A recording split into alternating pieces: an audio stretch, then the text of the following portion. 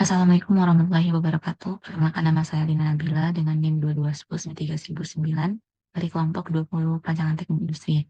Pada video kali ini saya akan menjelaskan dua metode dalam loading, di mana loading adalah proses dalam perencanaan kebutuhan material atau Material Requirement Planning (MRP) yang mengatur kapan dan seberapa banyak produk atau bahan harus dipesan atau diproduksi. Nah, pada kali ini saya akan menjelaskan dua metode, yaitu metode FPR dan metode EPP. Apa sih metode FPR?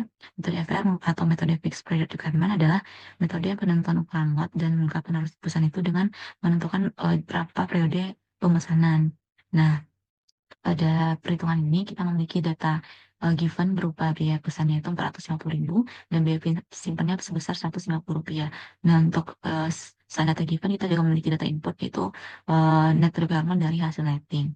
Baik, langkah pertama itu kita masukkan dulu gross requirement dari loadingnya itu berdasarkan hasil dari netting.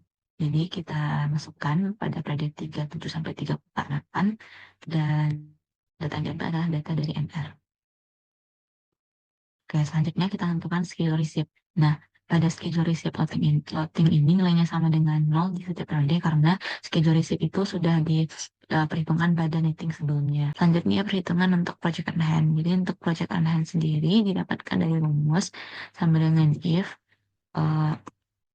project on hand di periode sebelumnya itu ditambahkan dengan schedule receipt, ditambahkan dengan plan order receipt, itu tuh lebih besar dibandingkan dari gross requirement, maka nilai project on hand itu sama dengan project on hand di periode sebelumnya ditambahkan dengan schedule receipt, ditambahkan dengan plan order receipt,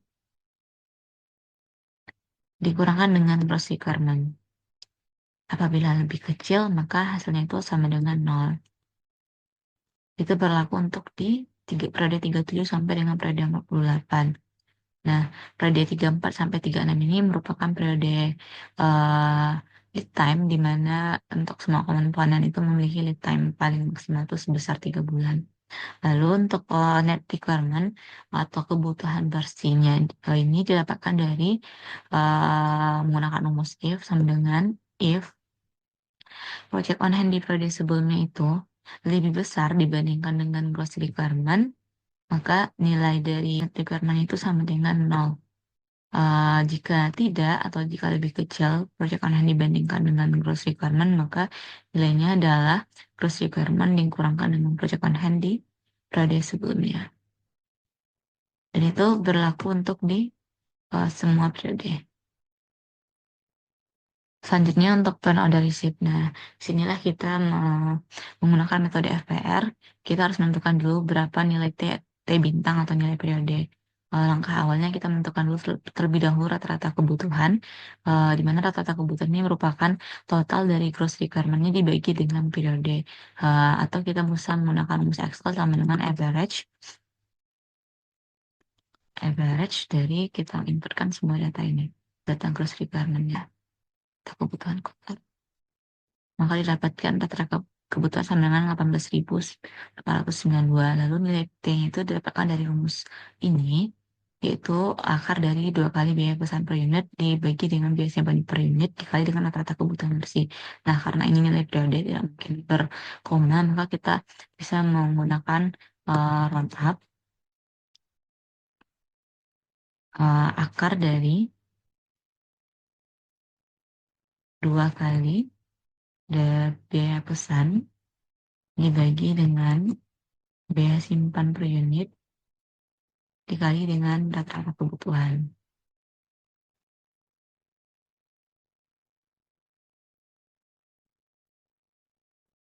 Lalu, bulatkan.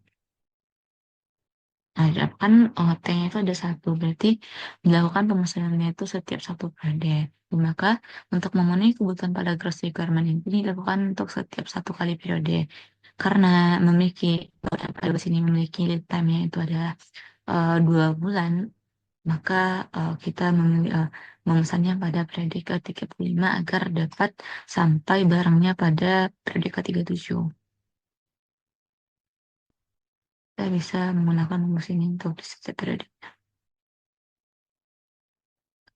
Lalu untuk turn order receipt atau kapan barang yang dipesan itu akan datang, berarti kita menggunakan ya, dua bulan sebelum di plan order release. Oke, selanjutnya perhitungan untuk biaya simpan dan biaya pesan. Biaya simpannya itu, karena ini biaya simpan berarti kita harus menjumlahkan berapa sih jumlah project on hand. Berarti kita sum project on hand, lalu hasil sum itu dikalikan dengan biaya simpan. Karena project on hand-nya itu sama dengan 0 semuanya, maka project biaya simpannya sama dengan 0. Untuk biaya besar kita harus menghitung berapa kali kita melakukan pemesanan, berarti kita count pada plan order release dikalikan dengan biaya simpan, biaya pesan. Untuk total biaya itu kita sumkan antara sumkan biaya simpan dan biaya pesan. Oleh total biaya itu sebesar 5.400.000. Jadi berdasarkan hasil loading dengan metode MPR ini pada komponen baut M kali 12 diperoleh total biaya itu sebesar 5.400.000. Baik, selanjutnya itu untuk metode EPP atau Economic Part Period. Sama sebelumnya itu kita memiliki data given dan data input. Data given berupa biaya pesan dan biaya simpan. Lalu ada data inputnya itu merupakan hasil dari netting berupa net requirement yang akan kita inputkan pada gross requirement. Pada perhitungan kali ini kita contohkan juga pada komponen yang sama yaitu buat N4 kali 12. Kita mulainya itu dari periode ke-37. Karena 34, 35, 36 itu merupakan periode lead time-nya, karena paling besar itu lead time 3 bulan. Maka kita masukkan nilai net requirement pada netting sebagai gross requirement pada loading. Selanjutnya schedule receipt pada loading itu bernilai 0 karena schedule receipt itu sudah diperhitungkan pada netting. Project on hand di periode sebelumnya itu bernilai 0 karena project on hand-nya sudah diperhitungkan pada netting juga. Nah, untuk di periode ke-37 itu kita menggunakan rumus if sama dengan if project on hand sebelumnya ditambahkan dengan schedule receipt ditambahkan dengan plan order receipt,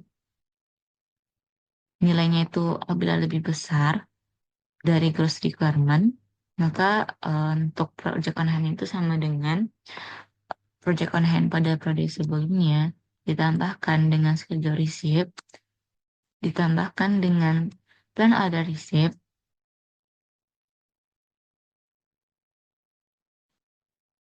dikurangkan dengan gross requirement. Apabila lebih kecil, maka nilai itu sama dengan 0. Oke, ini harusnya N16. Maka gross project on hand pada periode 37 itu sama dengan 0. Kita kopikan rumusnya ke paling ujung, sampai ke paling ujung. Oke, selanjutnya itu untuk net requirement. Nah, untuk net requirement ini di periode ke-37 itu sama dengan apabila project on hand di periode sebelumnya itu lebih besar dibandingkan dari nilai gross requirement, maka net requirement itu sama dengan 0. Apabila lebih kecil, maka nilainya sama dengan gross requirement ditambahkan dengan project on hand di periode sebelumnya.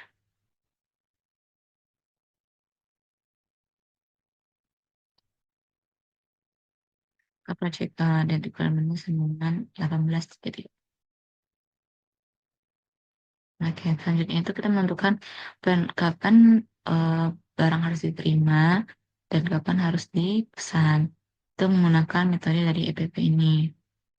Jadi untuk PPP ini kita kan harus menentukan terlebih dahulu nilai economic part period dengan rumus A dibagi H, di mana A itu biaya pesan per satuan dan H itu adalah biaya simpan per satuan.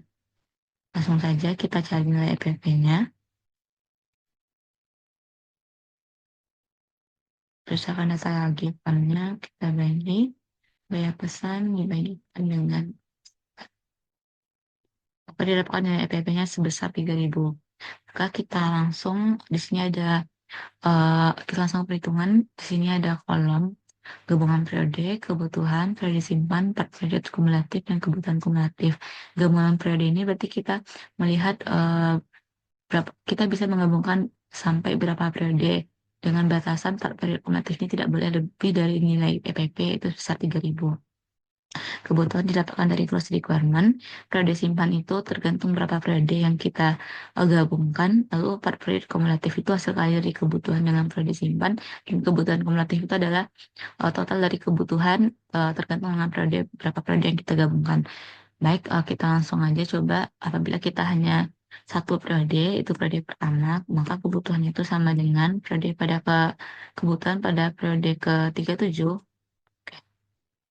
Oke, langsung saja kita pada periode yang pertama, itu periode kita hanya menggunakan periode ke-37. Maka untuk kebutuhannya itu kita masukkan kebutuhan pada periode ke-37. Maka untuk periode simpannya itu masih 0. Karena hanya satu periode, untuk periode kumulatifnya kita kalikan kebutuhan dengan periode simpan. Maka untuk kebutuhan kumulatifnya itu hanya kebutuhan pada periode ke-7. Nah, karena nilai periode kumulatifnya itu masih bernilai 0, masih jauh dari 3.000, kita langsung ke periode 38. Kita gabungkan antara 37 dengan 38. Berarti untuk kebutuhannya kita masukkan kebutuhan ke periode ke-38. Untuk periode simpannya itu 1 karena sudah ada gabungan antara dua periode. Dan untuk periode kumulatifnya kita kalikan kebutuhan dengan periode simpan, tambahkan dengan periode kumulatif di sebelumnya. Lalu untuk kebutuhan kumulatif, berarti kita tambahkan kebutuhan kumulatif sebelumnya ditambahkan dengan kebutuhan pada periode berikutnya.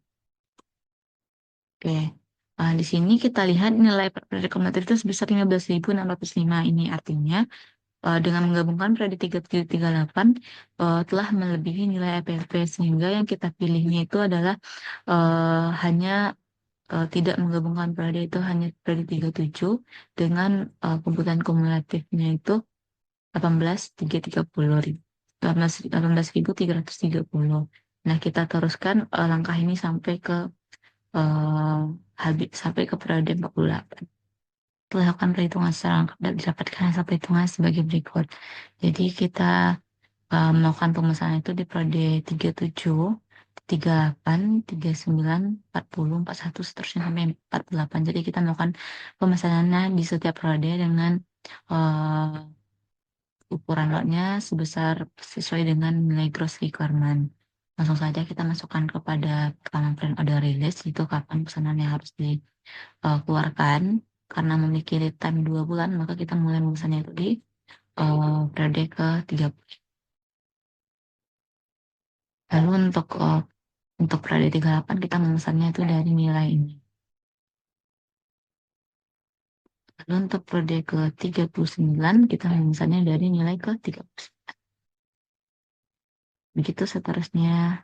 Yang terusnya hingga keisi sampai ke periode 46 yang dilakukan pemesanan untuk periode ke-48. Selanjutnya untuk print order receipt, berarti itu 2 bulan setelah dilakukan pemesanan.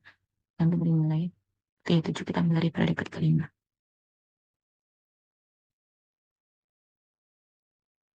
Adalah kapan barang diterima dan berapa jumlahnya. Hanya untuk biaya simpan kita harus menjumlahkan berupa check on hand.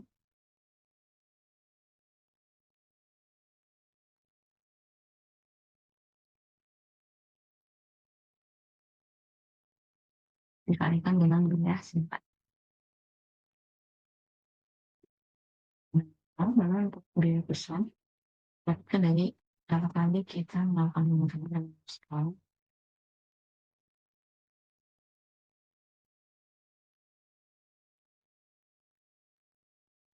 Kita mampu dengan